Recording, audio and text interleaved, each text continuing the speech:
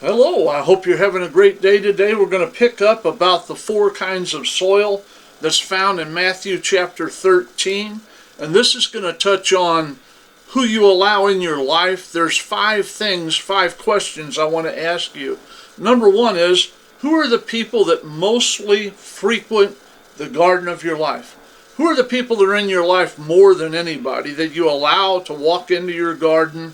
Are they walking in between the rows, or are they trampling on the good stuff that's growing in your life? You need to ask yourself that question. Only person would know that would be you. Number 2, what kind of impression are these people making on your life? Everyone has to allow people to bring something in their life, but it needs to bring in good things in your life. People that don't bring good things in your life have no business being in your life. Now, I'm not talking about turning on your brother or your sister or your mother or your father or your grandparents or whatever. I'm talking about people that come into your life and make you hard-hearted. Something had to happen for you to be that way, and God can't work in a garden of stone where you can't plant or grow anything. Number 3, are they hardening me to God? Do they harden my life to God? And are they a hindrance to my life and to my garden growing? And do I become more hungry for God or less hungry for God with them in my life? You have to ask some questions in your life. If you're not growing and you're going to church week after week, month after month, year after year, and you're not growing at all and you're not producing, then you need to ask your life and yourself some tough questions like, who are the people I let frequent in there? What kind of impression are these people making on me? Are they hardening me against God? And number 4, do they harden my heart against the conversation of the Holy Spirit and keep the Holy Spirit from dealing with me?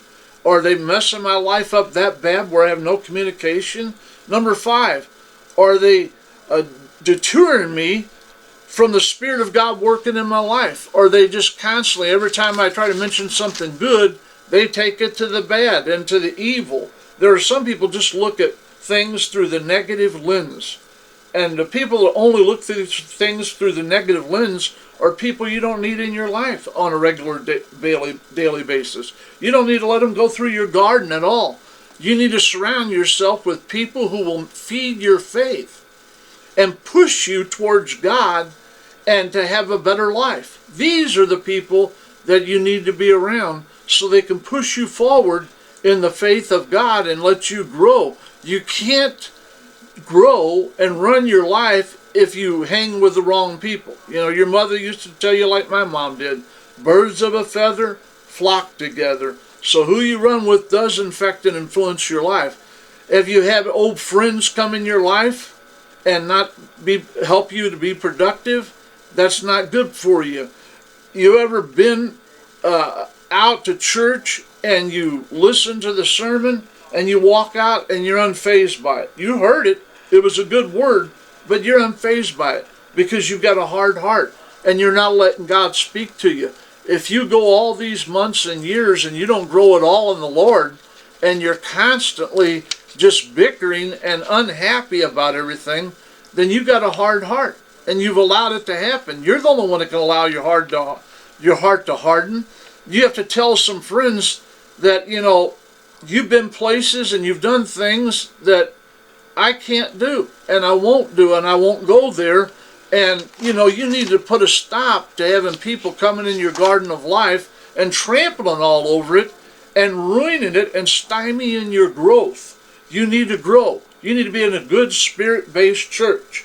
If you're in a church that all they do is just talk positive, positive, positive, positive, positive, and they never do anything to help people weed their garden, help it grow, tell them they need to take things out of their life, get things out of the garden that's not good, that stymies growth, then you need to find a word-based church where they preach the entire Bible and it's not all candy and ice cream.